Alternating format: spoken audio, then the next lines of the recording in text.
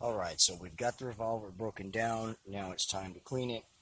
And you've got your different components kind of separated out. Um, and at this point, once you start cleaning, you want to start with one part at a time. You know, when I took them apart, I was putting all the screws back in the right spot. Well, when I take one component, I will put those screws to the side, clean it, and then put the screws back in it. So here's one of the least important parts that you will need to clean, and that is the trigger guard. You will just have some powder build up underneath where it meets the chamber and on the underside of the trigger guard itself. That's going to be just pretty much a simple clean. Now, the one cleaning solution that we're using for the entire video is just a regular old tub of warm tap water. Now, you might say, but Jeff, aren't like cleaning solvents and stuff like that the best things to use? No, not really, because if you think about it, these revolvers were first originally produced during the Civil War era, and they did not have solvents and things like that, so a lot of times it was just some hot water that they had put over the campfire, and then you would use a piece of cloth, we call them patches or whatever, and just kind of basically wipe out the powder there, which is a very quick and simple process. With trigger guard, your two most important components that you're going to want to clean are your barrel and your cylinder. Before we do that, we will do some of the smaller components like the bolt. Again, not a super hard process. You would just take a rag, wipe it down, set it to the side to dry next to its screw. Trigger doesn't really need to be clean, but if you ever wanted to, you know, just basically this end, because you're never really going to get any powder or fouling on this end, but there you go. Put that with its screw. The hammer and the hammer face, of course, you're going to get build up between the percussion caps and the powder itself. There's going to be a little bit of build up in certain areas, especially on the back of the hammer face there. That's where you get a lot of your powder build up. You can see I clean this thing pretty frequently and don't shoot it a lot, so it's not super dirty, but I mean, you can see that there are some powder deposits, and that's just on the back side of the hammer and the hammer face itself. And that's really the two parts you need to focus on. The hammer, set that aside. The hammer face never really needs to be clean because it's down inside the action, kind of away from the powder, so I'll just put that back with the hammer. But now we'll focus on the two main components, which of course are your cylinder and the barrel. We'll start with the cylinder, and it's just a pretty simple clean. And of course, this is not written law. This is how I do it and how I've seen other people do it. But I mean, you want to start out just kind of basically giving a quick wipe down, especially on the front of the cylinder face, because you're going to have a lot of powder build up there, and on the back side. Now we will use a finer tool to clean around the percussion cones, as they called them back then. We call them nipples now, and all that kind of stuff. But we're just going to get down to kind of some basic cleaning. So I have a little pocket cleaning kit. Got it off of Amazon or something. It's got these different parts down inside of it, and you just put them together, and you have a basic field cleaning kit.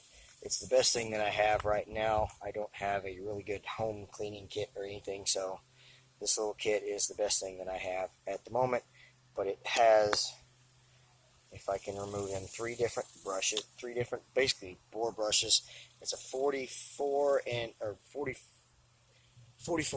a 50 caliber. The brass bristle one is the 50 caliber. Doesn't fit very well in the barrel of my revolver. But there is the bore brush, and this is basically just kind of a drying and buffing tool that I use at the end. But basically what you want to do is, of course, you want to put your field cleaning kit components together. But this little thing right here is called a jag. Okay, so this is kind of what you start out cleaning out the all the chambers and the barrel with. See, it's got that little loop kind of thing at the end, like the eye of a needle, and you would screw that onto your handle. And I have a pre-cut piece of patch from an old t-shirt that other piece of cloth that's in the tub there, that's for wiping down the bigger components, but I have an actual cleaning patch, which I will now dip in the warm water. And the best way to use one of these is kind of almost like with threading a needle, but you would just start with one corner of the patch, try to get it going through there. See if I can do this on camera or not. There we go. Get it going through there. Pull it through a little bit. And you got to think about which way you're going to clean. It's going to be clockwise, so you want to twist your cleaning patch clockwise. And then basically you just stuff it into the chamber and rotate it.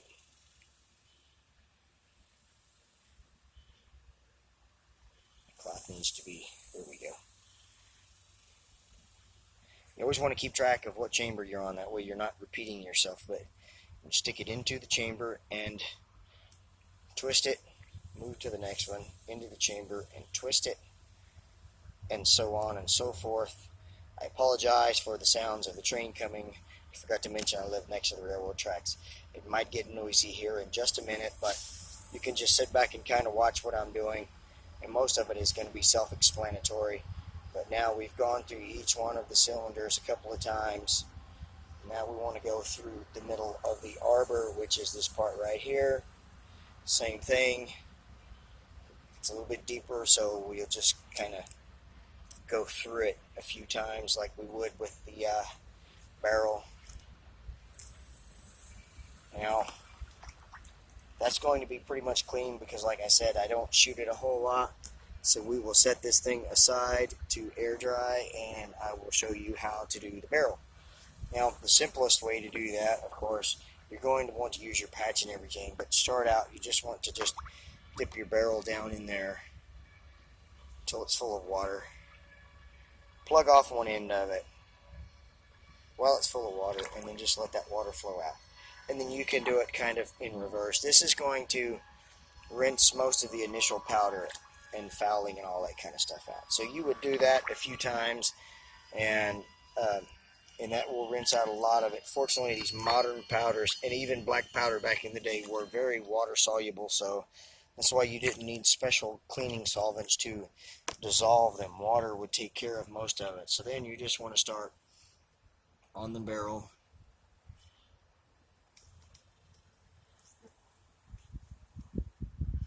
Push it through, and you will see quite a bit of powder buildup there. We will go through the barrel a couple of more times this way. Then I'm going to take the patch out, reverse it around to the clean side, and we will go the opposite direction on the next one and go down the front side of the barrel. Like I mentioned, this barrel is actually not very dirty because I have not done a ton of shooting out of it. So some of you may have a little more trouble, and as I mentioned, this is not written in laws like this is the way to do it. This is just kind of how I do it with the tools that I have. So that's basically how you would clean it.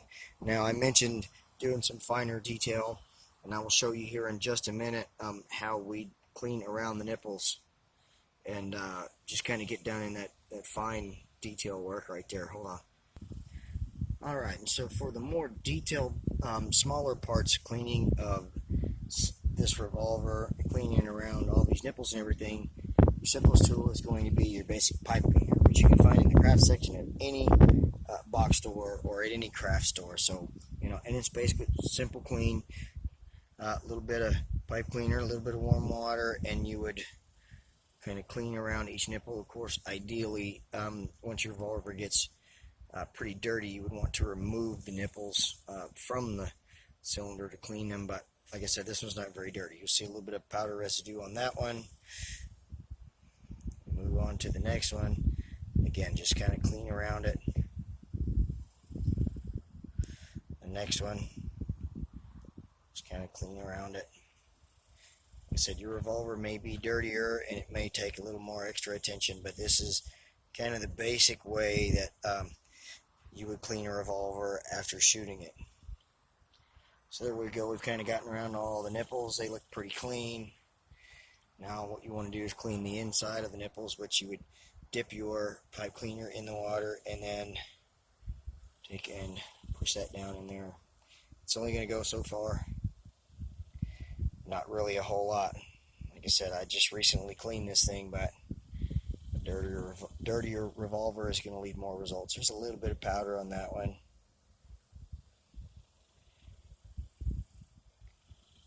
A little bit on that one. It's very important, of course, especially with the older black powder firearms. It's very important to keep them clean and to keep them oiled and lubricated to keep them functioning properly. But there you go. I think I forgot to do the arbor hole on the cylinder, but that's okay because, like I said, I don't think it really needs it. Basically, like I did with the barrel and the chambers, I would put this patch in the cleaning jag and just run it back and forth through that arbor a couple of times until I was satisfied, but it doesn't look very dirty to me. What do you think, guys? So I think now I'm going to get ready to put this thing back together, but that is going to be another video. So that being said, I really hope you enjoyed the second part of this whole series, breaking down and cleaning my revolver, and look forward to the next one. If you did enjoy this video, let me know with a thumbs up and a comment. Subscribe and share, and of course, take care of yourselves and each other. Have a great day or a great night. God bless.